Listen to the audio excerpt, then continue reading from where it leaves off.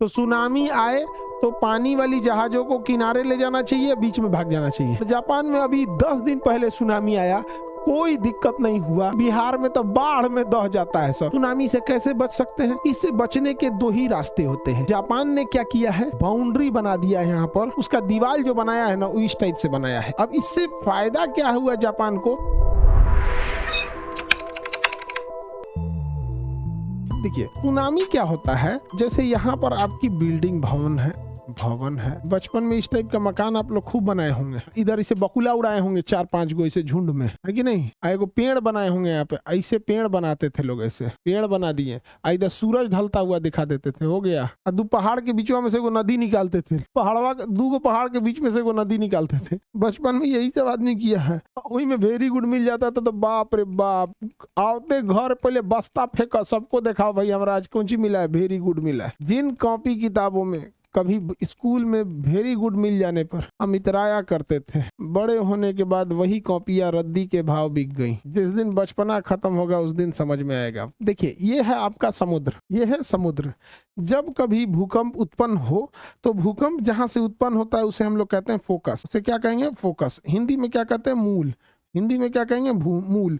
अब जैसे यहाँ से भूकंप सीधे यहाँ टकराएगा, आप बताइए, जैसे यहाँ टकराएगा ये क्या हो जाएगा? तो ये हो जाएगा ईपी सेंटर। क्या हो जाएगा? EP centre. ईपी सेंटर मतलब होता है अधिकेंद्र, जहां से कोई चीज की शुरुआत होती है। अधिकेंद्र अधिकेंद्र जो होता है, यहां से ये तबाही शुरुआत करेगा। यहाँ तो कोई रहता ही नहीं, इसलिए तबाही नहीं करेगा। अब यहाँ से ये फैलना चालू होगा अपने ईपी सेंटर से। तो भूकंप कहाँ से ज्यादा तबाही मचाना चालू करता है? अपने ईपी सेंटर से तबाही मचाना वो स्टार्ट कर देता है। यहाँ एक चीज गौर करने की चीज है कि जब ये यहाँ भूकंप लाएगा तो पानी में ना हलचल होगी, पानी में हलचल होगी, और समुद्र के अंदर जब हलचल होगा तो यहाँ समुद्र की लहरें जब आएंगी तो ज्यादा नुकसान नहीं पहुंचाएंगी, क्योंकि समुद्र के लहरों को अगर रास्ता मिल गया तो कोई तबाही नहीं मचाएगी। आंधी अगर आ रहा है तो आंधी के रास्ते में अगर कोई नहीं है तो कोई तबाही नहीं मचाएगी। लेकिन आंधी के रास्ते में अगर पेड़, मकान, छत कुछ भी आ गया तो ऑब्वियस बात है वो क्या मचा देगी? तबाही मचा देगी। समझ में आया? देखिए, तो जब यहाँ पे भूकंप आएगा तो यहाँ भी तबाही आएगी। और अगर कोई जहाज यहाँ खड़ी है, अगर मान के चलिए कोई जहाज यहाँ खड़ी है, यहाँ कोई जहाज खड़ी है इस तरह से, ठीक है, टाइटेनिक 2 कौन जहाज हो गया हो, कोई जहाज यहाँ खड़ी है, क्या इस जहाज को सुनामी से कोई दिक्कत है?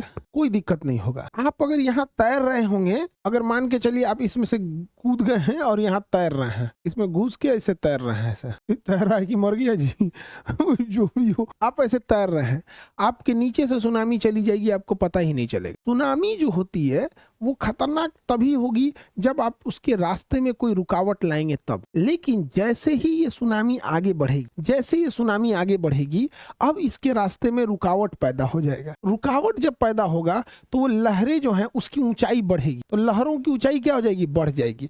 लहरों की ऊंचाई को हम आयाम कहते हैं। क्या कहते हैं? आयाम, एम्पलीट्यूड, आयाम या एम्पलीट्यूड कहते हैं इसे।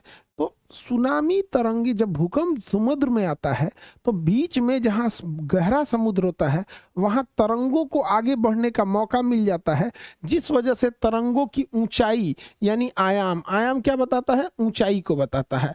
आयाम कम रहता है, लेकिन जैसे ही वो तट पर आती है, किनारे पर आती है, उसको आगे जाने का मौका नहीं मिलता है और उसका एम्पलीट्यूड यानी आयाम बहुत बढ़ जाता है। और जितने भी बड़े शहर हैं वो समुद्र के किनारे ही स्थित हैं।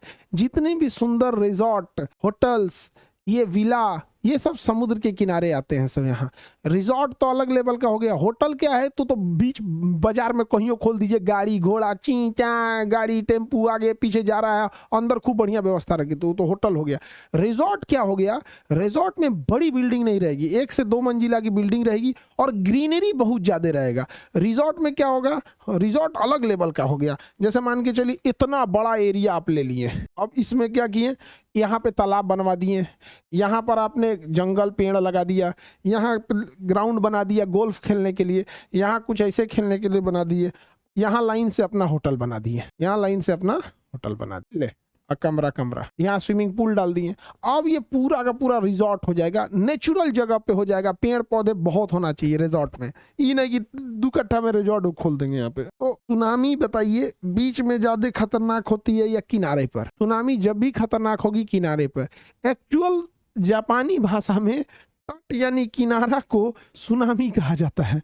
सुनामी, सुनामी जापानी भाषा का शब्द है, सुनामी जापानी भाषा का शब्द है जिसका अर्थ होता है तटों पर आने वाली ऊंची लहरें। समुद्र तटों पर आने वाली ऊंची लहरों को हम सुनामी कहते हैं। तो सुनामी किनारे ज्यादा खतरनाक होता है। समझ में आ गया कि नहीं? Any problem? अब हम आगे आते हैं। क्या सुनामी में जो टेक्निकल क्वेश्चन पूछेगा वो यही पूछेगा कि सुनामी बीच में ज्यादा खतरनाक होती है किनारे पे, ये नहीं पूछेगा। कहेगा सुनामी के खतरनाक होने का कारण क्या है? इसका आयाम का ज्यादा होना, इसके आयाम यानी एम्पलीट्यूड का ज्यादा होना, और वो भी तटों पर ज्यादा हो जाती है। सुनामी से कैसे बच सकते हैं भैया? ये सारी प्राकृतिक आपदाएं हैं, चाहे वो बाढ़ आ जाए, सुनामी हो जाए या भूकंप हो जाए। इससे बचने के 2 ही रास्ते होते हैं। एक, जो आपकी बिल्डिंग्स और इंफ्रास्ट्रक्चर आपने बनाया है वो भूकंप को रोक सके। बिल्डिंग्स और इंफ्रास्ट्रक्चर जो बनाए हैं वो किसे रोक सके? भूकंप को रोक सके। दूसरा, आपको कितने पहले सूचना मिल रही है जिन बिल्डिंगों की क्षमता भूकंप रोकने की नहीं है, एटलीस्ट उसे सुरक्षा दिया जा सके। तो उसे एक हो गया कि आपका क्या बोलते हैं, भूकंप जो हो गया पहले सूचना मिल जाएगा तो आप वैकेट कर सकते हैं। और दूसरा, आप इतने मजबूत होने चाहिए। तो जापान ने क्या किया है? बाउंड्री बना दिया है, यहाँ पर दिवलवा, यहाँ पे बाउंड्री बना दिया है यहाँ पे कि सुनामी की लहरें आएंगी तो यहीं रह जाएगी। इतना होशियार है जापान, उसका दीवार जो बनाया है ना वो इस टाइप से बनाया है, इस टाइप से। तो जो दीवार बनाया है ना जापान, इतना होशियार है, इस टाइप से बना दिया है। अब इससे फायदा क्या हुआ जापान को कि ऐसे ऊपरा नोक निकाल देने से ना लहरें जो आती हैं वो वापस समुद्र में ही चली जाती हैं, वापस समुद्र में। इससे क्या फायदा हुआ जापान को? देखिए, यहाँ आने से जैसे लहरें यहाँ आएंगी, समुद्र की लहरें, इसको बना देते हैं ना। जापान वाले के पास पैसा है, जिसके पास पैसा उसके पास टेक्नोलॉजी। समझ आया कि नहीं? आ गया? जिसके पास पैसा उसके पास टेक्नोलॉजी। देखिए, ऐसे क्या होगा कि जैसे समुद्र की लहरें आएंगी, यहाँ से टकराएंगी और वापस इसी पे गिरेंगी। इससे गिरने के बाद कारण क्या होगा कि जो लहरें पीछे से आ रही हैं उसी के ऊपर गिर के उन लहरों को भी कमजोर कर देंगी। तो एक तो उधर नहीं जा पाई, वापस इधर ही आ गई। और दूसरा क्या फायदा हुआ, जो लहरें पीछे से आ रही हैं उन्हीं के ऊपर ये कंटिन्यूअस गिर गिर के उनका स्पीड और कम कर देती हैं, सब ये और कम कर देंगी। तो ऐसे लाइन से दीवार बना दिया गया जापान में। और जापान में अभी 10 दिन पहले सुनामी आया, कोई दिक्कत नहीं हुआ। और सबसे विचित्र राज्य में हम बिहार वाले रहते हैं, बिहार में तो बाढ़ में दह जाता है सब। बिहार का इंजीनियर बनाता ना इसको तो सबसे पहले यही दह जाता है। अगर बिहार का इंजीनियर बनाता तो सबसे पहले दिवालवा दह जाता, बाद में सुनामी आएगा, फाड़ के सुनामी इधर निकल जाता, उठा जाता। अभी सुनामी से पहले सुनामी से पहले गिर जाता है। तो जैसा आदमी यहाँ का है कोई मतलब नहीं है, कोई दिक्कत नहीं है। आप समझ आ रहा है कि नहीं आ रहा है? सुनामी को रोकने के लिए, किसी प्राकृतिक आपदा से बचने का बस यही तरीका होता है कि आप उसके प्रति इंफ्रास्ट्रक्चर बढ़िया हो आपका, और इसके अलावे वहां पर आपको जितना जल्दी जानकारी मिल सके, दूसरा कोई उपाय नहीं है। जैसे अभी एक हंता वायरस आ रहा है, वो भी अब उससे भी जानकारी रखना जरूरी है, मारेगा किसी लोग को। सुनामी किस भाषा का शब्द है बाबू? सुनामी एक जापानी भाषा का शब्द होता है जिसका अर्थ होता है ऊंची तरंगे। ये कहाँ आता है? तो समुद्र में आने वाले, जब भूकंप किसके अंदर आ जाए? समुद्र में, तो उसे क्या कहते हैं? सुनामी। सुनामी में जो तरंगे होते हैं इनका आयाम क्या होता है? बहुत बढ़ जाता है। और ये आयाम बीच में नहीं बढ़ पाता है, केवल कहाँ बढ़ता है? किनारे बढ़ता है। अत्यधिक गहरे समुद्र में सुनामी की गति सर्वाधिक होती है, जबकि महासागरीय के तटों पर न्यूनतम होती है। सुनामी की गति जो होती है ना, गहरे समुद्र में ज्यादा होती है, किनारे पे गति ज्यादा नहीं होता है, किनारे पे आयाम ज्यादा हो जाता है। सुनामी की सर्वाधिक उत्पत्ति प्रशांत महासागर में होती है। वहीं देश में सबसे ज्यादा प्रभावित कौन देश आ जाता है? जापान आ जाता है। जापान। सुनामी का पता लगाने के लिए डार्ट टेक्नोलॉजी होती है। डार्ट कोई टेक्नोलॉजी नहीं है, फुल फॉर्म क्या है? Deep ocean assessment and reporting of tsunami. ये समुद्र के अंदर एक मशीन लगा दी जाती है जो समुद्र के अंदर आने वाले भूकंप को बता देता है। समुद्र के अंदर आने वाले भूकंप को बता दिया मतलब आधे घंटे पहले आपको सुनामी बता दिया, सुनामी के आधा घंटा पहले बता देगा। अगर समुद्र में भूकंप आया है तो 20 मिनट से आधा घंटा के अंदर सुनामी आने वाला है। और सुनामी की पहचान क्या है? समुद्र पीछे हट जाएगा। समुद्र 2-4 किलोमीटर पीछे हट जाएगा और उसके बाद आगे चढ़ जाएगा 5-10 किलोमीटर आगे, तो सुनामी आ जाता है। सुनामी जब भी आ जाए तो ध्यान से समझिएगा, डार्ट टेक्नोलॉजी क्या होता है, समुद्र में डीप ओशियन, डीप समुद्र में क्या लगा दिया जाता है, सुनामी भूकंप को नापने वाले यंत्र लगा दिए जाते हैं।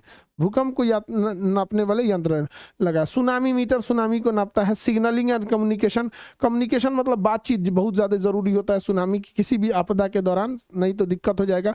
2004 में इंडोनेशिया में सुनामी आ गया था। 2004 में कहाँ आया था? इंडोनेशिया में। भारत भी उससे क्षतिग्रस्त हुआ था। सुनामी के टाइम पे कहा जाता है कि जो भी लोग किनारे पर हैं, जो भी जहाजें किनारे पर हैं, इन जहाज़ों को तुरंत आदेश दिया जाता है कि बीच समुद्र में भाग जाओ। यानी इसीलिए देखिएगा, जब भी सुनामी आएगा तो जितनी जहाजें रहेंगी, जैसे यहाँ सुनामी आया और हमने यहाँ डार्ट टेक्नोलॉजी कई जगह लगा दिया, जैसे यहाँ डार्ट लगा दिए। डार्ट मतलब क्या होता है? समुद्र के अंदर पकड़ने वाली सुनामी का पता लगाएगा। यहाँ लगा दिए, यहाँ लगा दिए, ऐसे 10 जगह लगा दिए, लाइन से 30-40 किलोमीटर आगे तक लगा दिए डार्ट टेक्नोलॉजी। अब जैसे भूकंप आएगा बता देगा, और यहाँ सायरन बज जाएगा, सुनामी का सायरन, और वायरलेस पे अनाउंस कर दिया जाएगा जितनी जहाजें बंदरगाह पर खड़ी हैं डीप से डीप ओशियन में चल जाओ। तो जिस सामान में सामान लोड हो रहा होगा, किसी पे पैसेंजर भर रहे होंगे, सबको भगाएगा, चल जल्दी भाग भाग यहाँ से। तुरंत घुमा के उस जहाज को कहाँ ले जाएगा? बीच में। बीच में लेके चला गया तो बताइए जितनी जहाजें समुद्र के बीच में चली जाएंगी, क्या सुनामी से उन्हें कोई नुकसान होगा? नहीं होगा। समझ में आ गया? तो सुनामी आए तो पानी वाली जहाजों को किनारे ले जाना चाहिए, बीच में भाग जाना चाहिए। सर एकदम कोई नुकसान नहीं होगा, बीच में भाग जाना चाहिए। समुद्री बाढ़ को सुनामी कहते हैं।